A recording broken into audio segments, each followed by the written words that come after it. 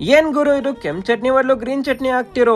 ತ್ಯಾಗರಾಜ್ ನಗರದ ಶ್ರೀನಿವಾಸ ಹೋಟೆಲ್ಗೆ ಬಂದಿದ್ವಿ. ನಮಸ್ಕಾರ ಎಲ್ರಿಗೂ. ಶ್ರೀನಿವಾಸ್ ಭಟ್ರು ಮತ್ತೆ ಅವರ ಮಡದಿ ಸುಮಾರು 20 ವರ್ಷಗಳಿಂದ ನಡೆಸ್ತಿರೋ ಈ ಹೋಟೆಲ್ ಅಲ್ಲಿ ಎವ್ರಿಡೇ 100 ದೋಸೆನ ಮಾಡ್ತಾರೆ. ಬಟ್ ಇಷ್ಟೊಂದು ಸೆಳಗಕ್ಕೆ ಏನ್ ಕಾರಣ ಅಂದ್ರೆ, ದೋಸೆಗೆ ಚೆನ್ನಾಗಿ ತುಪ್ಪ ಹಾಕಿ ಸ್ಲೋ ಆಗಿ ಒಂದ್ ಸೈಡ್ ರೋಸ್ಟ್ ಮಾಡಿ ಅದಕ್ಕೆ ಕೆಂಪ್ ಚಟ್ನಿ ಬದಲು ಪುದೀನಾ ಚಟ್ನಿನ ಹಾಕಿ ಜೊತೆಗೆ ಪುದೀನಾ ಸಹ ಉದ್ರಿಸಿ ಕಾಯಿ ಚಟ್ನಿ ಜೊತೆಗೆ ಸರ್ವ್ ಮಾಡಿದ್ರು. ನೋಡ್ತಿದ್ರೇನೆ ಓವರ್ ರೋಸ್ಟ್ ಅನ್ಸ್ತಿರೋ ಮಸಾಲೆ ದೋಸೆ ಮತ್ತೆ ಸಾಗು ಮಸಾಲೆ ದೋಸೆಯಲ್ಲಿ ಮೊದಲು ಸಾಗು ಮಸಾಲೆ ದೋಸೆನ ಮುರಿದು ಚಟ್ನಿ ಜೊತೆಗೆ ತಿಂದಾಗ ಗೊತ್ತಾಗಿದ್ದು ಇದು ಪರ್ಫೆಕ್ಟ್ಲಿ ರೋಸ್ಟೆಡ್ ಮತ್ತೆ ಚಟ್ನಿ ಸಾಗು ಹಾಗೂ ಪುದೀನಾ ಫ್ಲೇವರ್ ಸಖತ್ತಾಗಿತ್ತು.